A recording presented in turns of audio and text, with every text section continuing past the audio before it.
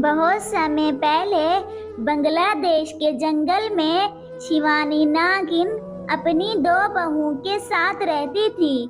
कुछ दिनों से उसकी तबीयत खराब चल रही थी।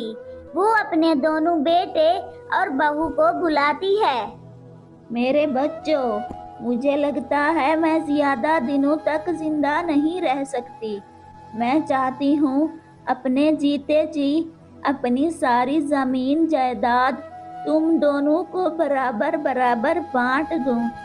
अरे माँ जी, आप ये कैसी बातें कर रही हैं? मरे आपके दुश्मन, आप ठीक हो जाएंगी। नहीं आलिया बहू, मेरा बुलावा ऊपर वाले की तरफ से आ गया है। मैं अपने जीते जी बंटवारा कर दूं तो मैं चैन से मर सकूंगी। हाँ माँ जी, आप बिल्कुल सही कह रही हैं। वैसे भी आपको देखकर लगता है आप 1-2 दिन की मेहमान हैं। आप ऐसा करिए, ये घर मेरे नाम कर दीजिए और जंगल के बाहर वाली जमीन आलिया और मोटू नाग को दे दीजिए। सीमा बहू, ये तुम क्या कह रही हो? वो जमीन तो बंजर है। उस जमीन पर कई सालों से खेती नहीं हुई है। तो क्या हुआ? मोटू हट्टा कट्टा है। मेहनत करेगा तो बंजर जमीन भी उपजाऊ हो जाएगी। माँ जी, सीमा भाभी को जो चाहिए वो आप दे दीजिए। हम लोगों को कुछ नहीं चाहिए। आलिया बहू, तुम बहुत अच्छी हो।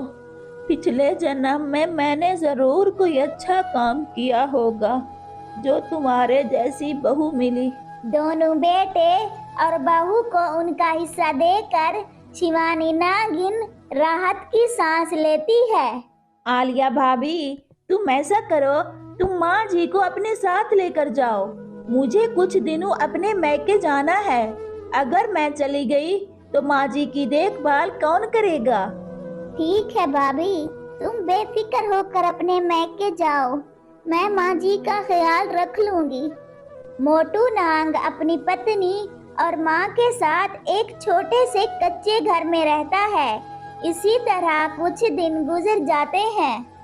एक दिन मोटू नाग आलिया नागिन से कहता है, आलिया, चलो खेत की सफाई करके सारे कंकर और पत्थर हटा देते हैं और फिर माँ की दुआएं लेकर खेती का आगाज करते हैं। ये तो आपने बहुत अच्छा सोचा है जी। देर करने से कोई फायदा नहीं। हम आज से ही खेती की सफाई शुरू कर देते हैं।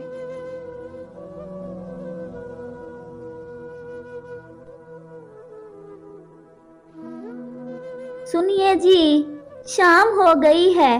अब बचा हुआ काम कल कर लेंगे। मोटू नाग और आलिया नागिन एक साथ घर आते हैं।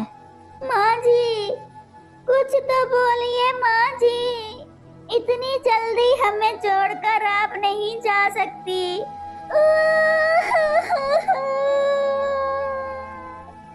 माँ जी, कुछ तो बोलिए माँ जी।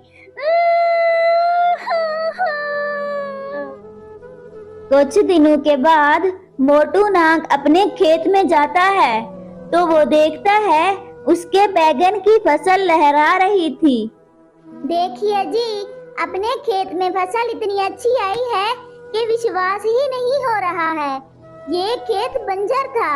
आपने बहुत मेहनत की है। आज माँ जी अगर जिंदा होती तो इस फसल को देखकर वो बहुत खुश होती। मोटू नाग अपने बैगन तोड़कर शहर की मंडी में बेच देता है और पैसे लाकर आलिया नागिन को दे देता है। फिर आलिया नागिन और मोटू नाग खुशी खुशी अपनी जिंदगी गुजारने लगते हैं।